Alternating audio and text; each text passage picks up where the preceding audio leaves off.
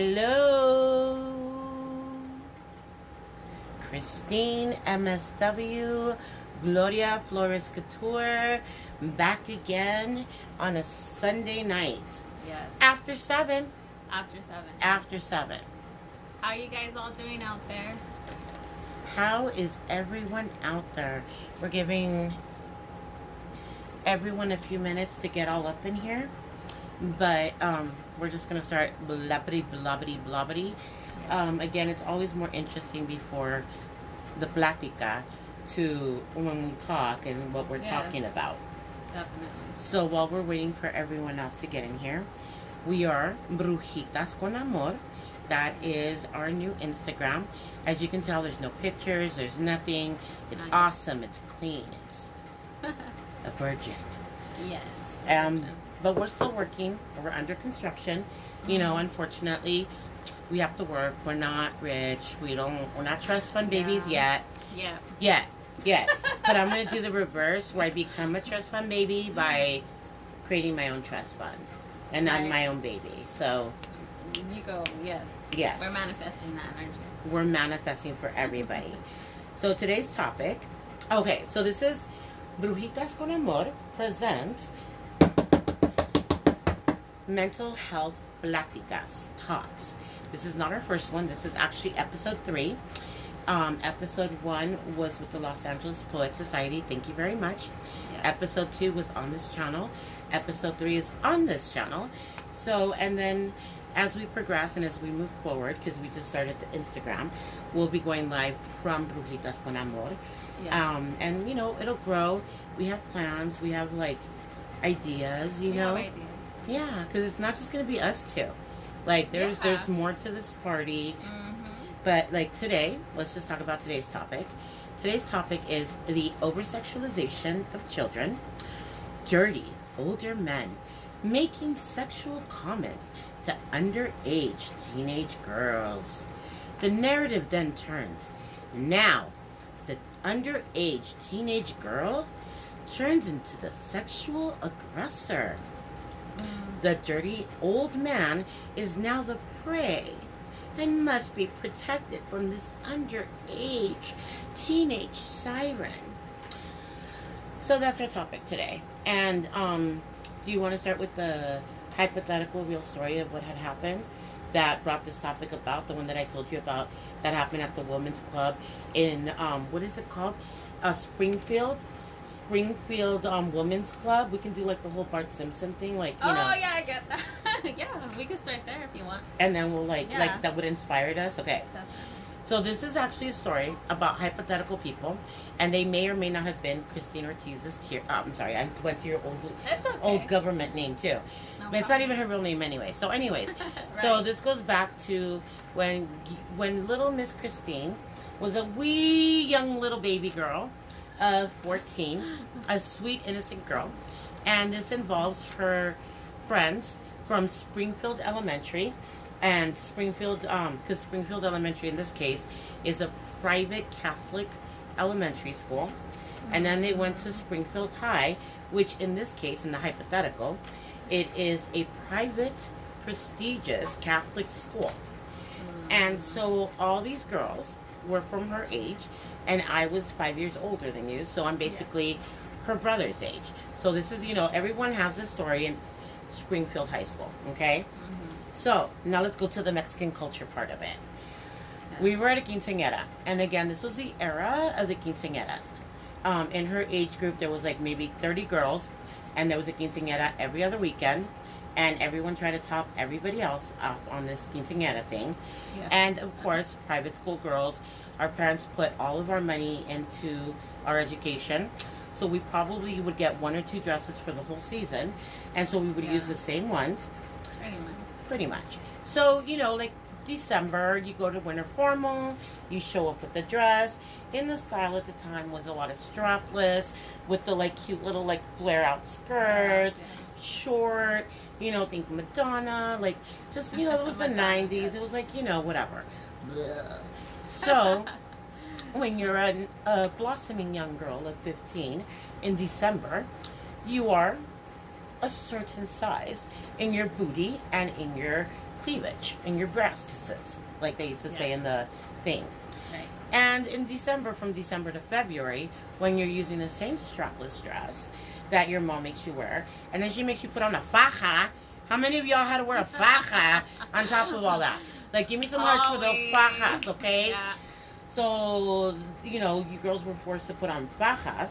And, you know, the Catholic school, like, you know, that beautiful, like, lunch cafeteria food with chili cheese fries, you know, straight to your TNAs.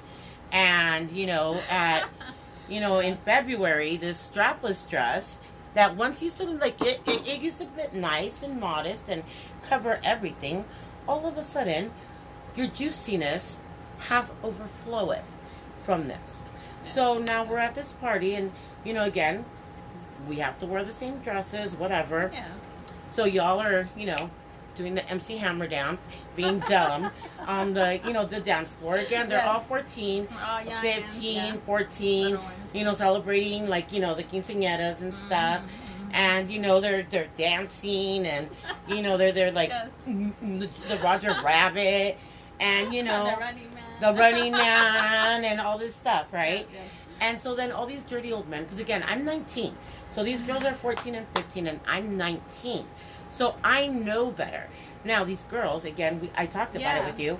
I'm sorry, I love you. I know. Were pendejas, and they were not very savvy.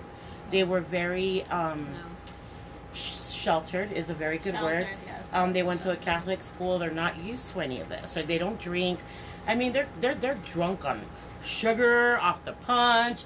Like, you know, they're just having a good time. Yeah. Pretending like you're the MTV videos, trying to do all those dance moves. Probably, like, you're not even, like, you're innocent. Like, you're literally pendejitas. Yeah. Like, love you girls, but, you know, whatever. Yeah, I get that. Unaware of what you girls look like. Well, these old viejo gatos are sitting up on the tables around these girls, hiding the flasks and drinking. And as the night goes on, they get more groseros, and they're getting more and more drunk. So now they're looking at these teenage girls that are dancing and having fun, because if y'all know teenage girls, y'all are full of energy, and y'all don't stop dancing after an hour. You guys go get more punch, go pee, get some ice cream, brownies, cookies, and y'all are like, we're doing our kid thing, you know? Vogue. Like, you know, like, the boys are breakdancing on the floor. The girls can't because y'all are wearing dresses. But the boys are breakdancing on the floor, okay, y'all? And so these guys are making more and more lewd comments.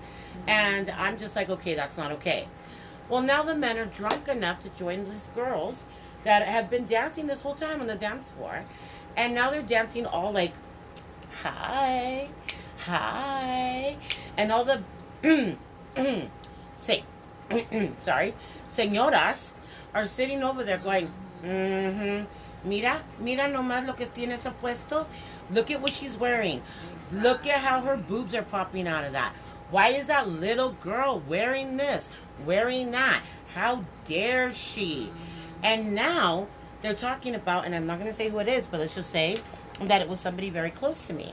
And they're talking about how this young, dumb, innocent girl's boobs are looking at her strapless dress. And this girl's oblivious. This girl's a nerd. Girl has no clue about it. And I get upset about it. And, you know, someone asks me what's wrong. And I say, you know, this bad word is, you know, being disgusting with her look. And they're like, stop cussing. And then they're like, yeah, look at her. What is she doing? She knows what she's doing. She's doing this on purpose. And so then we leave because I'm the bad one for calling this out, and I shouldn't say anything. And these dumb little 14, 15-year-olds are sluts, and they are sitting there, and you guys are purposely doing this to these men. And I told you this story, you know, and we talked about this before, and you're oblivious. I was like, what? I don't even remember. To be honest, I didn't remember anything. And, you know, here Gloria is telling me this story, and I'm just because these were all your peers. These were all the people in your class. Exactly. And that's what really, you know, I keep thinking like, what? I don't remember. I just remember having a good time. And here comes Gloria telling me, she's observing from the other side and thinking, she's older, she knows what's going on. But the thing that really, really irritates me is that in our community, again, going back to that, right, with what you said about the lady, who was it? Was it the ladies that were just sitting at the señoras. Yeah, the señoras. The married ladies that, the moms. Exactly. Not holding their husbands accountable or their boyfriends or whoever, but yet pointing it at these innocent young ladies. The guys were getting drunk. The other ladies were getting drunk. You kids weren't. You guys were on a sugar high with punch. Yeah, exactly. And somehow you were predators. Somehow you girls were doing this on purpose. Yeah, exactly. So. We were the ones doing it. How? I don't know. You get what I'm saying? What? Yeah, and you know what? Now that I think about it, my mom told me about a similar thing that happened to her, incident like this. Her uncle, I believe, when she was younger, she was at... Okay, no names. Hypothetically, her mother from a different father, from a different person. Okay, go ahead. It's fine. It just came up to my mind right now. Allegedly. Right, allegedly. That her, she was, she's just a beautiful young lady who happened to come over, and every time she came over, her aunt was always telling her like, hey, what are you doing, why are you dressed like that? And my mom was just dressed regularly, but I guess according to her it wasn't, and so she's thinking that she's provoking my uncle and trying to sexually get with him and him, these things, and I'm just like, what's going on with this? Like, we need to talk about this more. Like, we need to really talk about this theme and really talk to both young men and women about this, because it's just believe me, it's still happening, obviously, right? And so holding people accountable, holding these men accountable, and women, what's going on, let's support you. Because for me, just thinking how bad that feels to be that young woman, not knowing that this is happening, and not didn't even know what happened. Yeah, I didn't even know what happened. You didn't even know that they were gawking at you and staring at your booty and staring at your lady bits, because they were. Because I heard the comments, but again, what I heard was invalid, because I am 19 years old, and these men, these viejos, are in their 40s, and so they are, my elders. So I need to shut the F up and listen to my elders, because if they said that they're not doing anything wrong, that means they're not doing anything wrong. These little girls were the ones that were asking for it. God, this sounds familiar, doesn't it? It surely does. Quaaludes, Islands, Prince, what's his name? Whatever, Prince Cochino, that was with like little girls and stuff like that. Yeah. And then somehow they turn it around and they make the victim actually the person, the predator, the person that was, aggressive and sexually going after this person, when you were literally oblivious. Like, this was not, again, we're over-sexualizing little girls. Yeah. These girls are sheltered. They don't have any experience with men like that. They were literally enjoying the moment, enjoying the music, and enjoying each other. Yeah. And the people that were being inappropriate were these men. And for some reason, because they think that they're men and older, they can do this. And this happens a lot. And it happens, I think, a lot because what you just said, these mujeres don't step up and let them know how it is. Don't hold them accountable. And I don't know, there's some, they're not comfortable, I guess. But that's what I'm just trying to say. Like, we need to, encourage, uplift women. Like, it's just sad to see this happening still, in our communities. It's still happening. It is still happening because, we go to shows, for example, or we go out and we think that, because a girl dresses a certain way or acts in a certain way, you don't, and you're not able to, your voice isn't as impactful, or it doesn't have the same strength as a man's voice. And this is happening now today in the workplace. You know what I mean? Because I have, and I'm, for example, there's times, and we just talked about it, because again, we talked about this topic and this other thing came up, where I was speaking to somebody in an office about something that I perceived to not be correct. And instead of this person allowing me to speak and explain to them, this person became incredibly offended and began to mansplain to me how and why I was wrong before I was even able to tell you what the issue was. So you need to give me my space to let you know what the problem is, so that way we can find a common resolution. But, you know, because again, they feel that they're able to speak over you and, you know, invalidate you. And then when you start, because I did the, I did this and this and this and this, and this is the research I did, and this is why you're wrong. And then this person comes up with the, you don't need to justify it, but just in the previous conversation, you just, and it's like, and then you look around, because this happens in the workplace, like, you know, because with coworkers or whatever, and you're looking around, and because it's a strong male boss or a strong male person in your office, then everyone shuts up. Yeah. No one says anything. No one says And in fact, sometimes the women are like, oh my God, she had it coming. So there she goes, starting crap, opening her mouth. That's what she gets. You want to sit there and play with the big boys and get estar brava, pues come chile, pues, enchilate. No, but I get that, and that's what I'm saying. Like, how are we going to make changes if we're not being supported, you know? And so, you know, how am I supposed to, you know, how are we supposed to uplift one another when you're being shut down constantly? Again, not saying not to. I mean, you could do all the empower other people, but we really need, you know, more. I think more women. We need to just, I don't know, just talk more and talk about these issues, right? So what are some solutions? So we talked about this beef. What would be some? So this happens again. You and I are at a party, and we're seeing this happen. We're at a quinceañera. What are some solutions? What could we do to make, you know? Yeah. Well, definitely.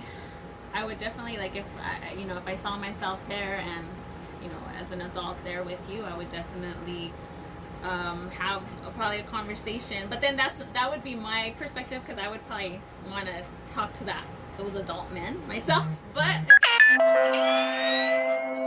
you know, you were alone, right? In that moment, I didn't have anybody backing me up. You had no one backing you up. So for me, I would definitely want to be there with you, and us together maybe could have this conversation, or kind of ask, like, what's happening. You know, just, you know, again, just bringing it. That's actually really good.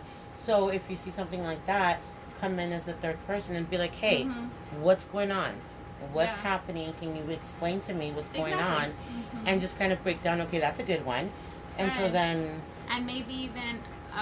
because I think, I'm not sure if I would go straight to also las mujeres, but I mean, if I was in that conversation, I would probably... I probably would say something to those mujeres. I would definitely probably say something to them. And so, again, coming at, you know, not, I guess, more in an assertive manner rather than aggression. Right. But exactly. But just having, you know, that like, for instance, when they said, well, what is she doing? It's like, excuse me, what, you know, have you seen, you know, and just kind of redirect. She's a 15-year-old girl. Exactly. And just, you know, let her know, or, hey, look at what's happening. And so just addressing it at the moment, because the thing is, if we don't address it, how are we supposed to ever talk about it if we don't address it? And so definitely that would be a start. I don't know how it would go, but I would definitely address it first, maybe with the man, or even the woman, both of them. Because the thing is, how are we going to solve it? If it's a family unit, obviously, if that's like... You're going to keep seeing these people again. Yeah, exactly. And so, again, just doing that and just hearing your voice, because I think our voice is so sacred, and we really need to really use it. I notice that when I don't use it, I get sick. I really do. I literally get sick. We were talking about that as well. Right. And so just using that. And by the way, I think we forgot to announce it, but if you guys... I support the Stop Line 3. I don't know if you've seen my shirt. Okay, so let's take a little break. Water is sacred. Okay, guys. So water is sacred. If you guys have time, go sign that petition. We need to stand with our indigenous brothers and sisters, the water protectors, okay? I'm sorry, I just came out and I needed to say that. A moment to speak about our shirt. All right, so the shirt, water is sacred. Water is sacred. They can't see it. Yes, water is sacred, guys. So please, guys, it's very important that we talk about this. It's happening. there's media is not really talking about it, but please support. There's an oil pipeline. I mean, this has to do with all the generations to come. So please, guys, if you have a chance, sign that petition. Stop line 3. We need to do that. Okay. And sorry, I just had to do that. Because we talked about sacredness, so I'm like, Water. Yes. So, something that I wanted to touch upon, because we're talking about building solutions and building communities. Come on, friend, come on. Oh. Okay, no, it's okay. You said something that was very important that has come up to my attention before. God, I say too many words. You said there's a difference between assertive, aggressive, and passive speaking. So I think I want to kind of go into that a little bit more, because I think that in that moment we get so upset that our message gets lost with the aggression. So, it's easy to say, oh my God, I would have done this, I would have done that. It's so easy to be a Monday morning quarterback. I hear you. But also, I feel it's a good practice to learn on a daily basis, even how we carry ourselves and stuff. To be like, okay, you know what? I'm going to be an assertive person, not aggressive and not passive. But I'm going to be assertive on a daily basis. And I think that if we can use our voice and learn to be assertive, then we're able to address this. Because guess what? Esos viejos, these old dirty men, are not going to be acting out of pocket if they know that Tia Gloria is right there up in the corner, because Miss Tia Gloria doesn't drink and she got a big old mouth too. So, but the thing is I don't run around and scream at random people all day long. I learn that when I need to speak, I will speak. And as a writer and as a poet, I choose my words wisely, because I know they have a lot of power, and when it's not time to speak, then I sit there and I'm quiet, because there's times when things are so escalated that, you are a stronger person by standing up and saying, I'm not going to be a part of this, and walking out. That takes more strength than to be like, let's go down, let's run down, I'm going to fight with you. Like, nobody heard. If you're screaming, nobody hears what you're saying. And so that's aggressive, right? Yeah. But if you're, like, assertive and, and you use your words well, then you're able to get that message across. Definitely. I think an important piece to remember, too, is that even if you did that, because, believe me, I don't always act assertively. Sometimes, I mean, hey, I'm human. And so always just validating your point, like, hey, if that was happening, I feel you. If you were angry, I would, if I was a mom right there and I saw some guy looking at me, I'm going to be angry. So I get what you're saying. So I think just validating that anger and just letting us filter that, right? Like, okay, maybe being able to take a step back. And if not, hey, you did it, but then now you're just like, and I think the sad part about it is, though, like, if we do react that way, that's usually used, against us, yes, exactly. So then the man would, usually be like, see, like, it's just crazy. So it's like women, they're on their period. You know how they are, dramatic. Right. And so that's where we have to really, just really talk about these things and just see how do we approach it, because the thing is, we do need to talk about it. But good point. And again, all emotions are validated. I always, say that because it's true. I mean, I can't, it's one thing for me to say, oh, you have to act this way. No, because I don't know how you're feeling at that moment. What if it's built up, There's no shoulds. Yeah, exactly. We should get rid of that in our vocabulary. There's no shoulds. We shouldn't should each other to death, because that's how we're hurting each other. So I guess what we're saying is we need to be supportive of each other. We need to learn how to be more assertive when we're saying our messages. And we also need to say something and back each other up. It's an ugly world out there, and all we have is each other to watch after each other. Completely side note, there was a time that I was at Home Depot in Pomona about a year ago. I'm sorry. And I was walking with one of my sisters, and I saw this man with the phone, and he was just like walking, like being weird, really close to the lady. And so I kind of went up and, I was scared. And I said, oh, do you know him? And she said, no. And the guy ran. Oh, the guy took off. And I told the lady what was happening. Now, was I scared? Yes. I was scared. This guy could have punched me, hit me, decked me, whatever. I could have been wrong. They could have been two freaking freaks. And this was their foreplay. And I'm like getting involved in their foreplay. You know what I mean? Yeah. So, okay, if I'm wrong, I'll eat it. Whatever. You know, but I get you. that's not the situation. And, as a community, we need to really look out for each other. Yeah. And so, good thing that you mentioned that. I think because your intention. So I think everything for us, like, if we have that intention inside of us, like, and we know that in our heart, I think it can't go wrong. And so eventually, someone might react differently, but in our hearts, if we know we're doing the right thing, which you did, right? Because you're doing to advocate for her, and that's awesome. Again, she did it, right? She didn't live with the regret where later, well, what if he did something? Like later on, you're thinking if you didn't say anything. On the news, there was a predator news. at Home Depot in Pomona. Because how often does that happen? That we hear that something like, oh, some creep was stealing girls at the Target, we hear about that all the and time. nobody said anything because they were like too scared or whatever. And then that's how these creeps and predators continue to live among us, because they're broken people, and broken people need to be taken care of, but they don't need to keep breaking others. Yeah, exactly.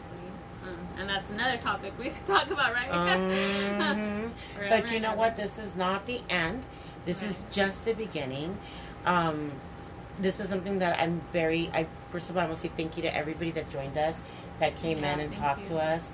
I want to thank everyone that came in afterwards and watched this afterwards. And, it's probably like, if you like are resonating, or you want to DM us, please DM us. I put in, and I'm going to go ahead and put in later all our socials and stuff. And then also, this is reaching out to other people that have viewed us. One of the suggestions is, if you want to send us a question or a comment, but you want to stay anonymous, go ahead and DM us. Tell us it's anonymous, and we will change your name to Bart Simpson, Lisa Simpson, Maggie Simpson. Like, I love the Simpsons, so we'll just Sure. Yeah. We'll create the Simpsons. Yeah. So we're not here to out people. We're here to create a safe space and a community where we can actually start talking about this, because it's one thing that me and Christine sit in my room and we talk about this with each other, and we're like, what can we do? What can we do? And it's another thing for us to turn around and be brave enough to hit record and just be like, we don't care. We're here to talk to anyone that's listening, that has gone through this, that understands us. And I always say, please go find a therapist. That's a gift for you. You're not crazy. People that look for therapists are the healthiest people in the world. Seek psychiatric help. Talk to your doctor. Seek somebody outside for support. Because right now we're all going through something. Somebody. Perhaps, the pandemic and all of this stuff and the isolation. It's, a lot of things are happening with our mental health. And that's another reason why we hit the record button. Right. And then even if, like, we really feel it, like, even if we just reach one person, just if we could just... Half a person, and just, like, talk to them about, or just, like you said, Gloria, it resonates with you, and just, having these conversations and continue to have them. And, definitely. So if you have any questions, let us know, or anything you want to talk about, like... Or solutions. Because I'm very solutions based. Yes. Like, I want to talk about the problem, but I also want to talk about the solutions. So, like, let's just say that you're sitting, and you're like, girl, I've been through all this stuff before. I have so much more experience than you do. You should have done this and this and this. You know what? DM me. I don't know. Like, I have not been through everything. I don't know everything. I am learning and growing. And please tell me, what would you have done? Like, what have you done? What techniques have you done that have worked for you? That is, like, healing each other. Yeah, we're healing one another. So, definitely, guys, this is we want to create this space for, to not to judge, to create a non-judgmental space, place for us to empower one another. and wish each other good energy. Yeah, a good start to the healing and week. energy. Yeah, because we want to do this every Sunday night after 7. Christine is leaving her children and her husband. Thank you, husband. And doing the sacrifice right now of coming all the way out to Pomona so we can do this. Yeah. And that's because this isn't just about your job or what you do tomorrow morning. This is about what you want to do 5 years from now, 10 years from now. Just spreading for it, our kids, for, Exactly. Yeah. Exactly. It's just these vibrations, right? Of love and energy, and just want to give it to you guys. So, yeah, definitely. And so let us know. And thank you guys for being here. And yeah, thank you for joining us tonight live. We'll be back next Sunday. I know we took a break last week because we were both burnt out. I mean, I have, but you know what? It's okay. That's part of mental health. You're and right. thank you for supporting us on taking those, rare occasions off. Yes. And again, going back to that, right? We're human, so we need our mental health days too, right? Or time. So that was, I think, a day, right? Yeah. But we'll try our best to do Sundays after 7. Okay. And then that way we can start really good Monday morning. Yeah. And that positive, so that we can do the Running Man and the Cabbage Patch. Is that what it was? Oh my God! It was just like I swear it was like the robots. Like you guys were so. It was totally awkward. forgot. It was like we Yeah. thought we were so cool. Right. But you know what? Like whatever. Like I still Same. do it, and I'm. Yeah. Gotta do our thing. So. Yeah. So. Well, good night, everybody. Thank you. Well, good night, guys. Thank you. Bye. Nice seeing you guys. Bye. Have a good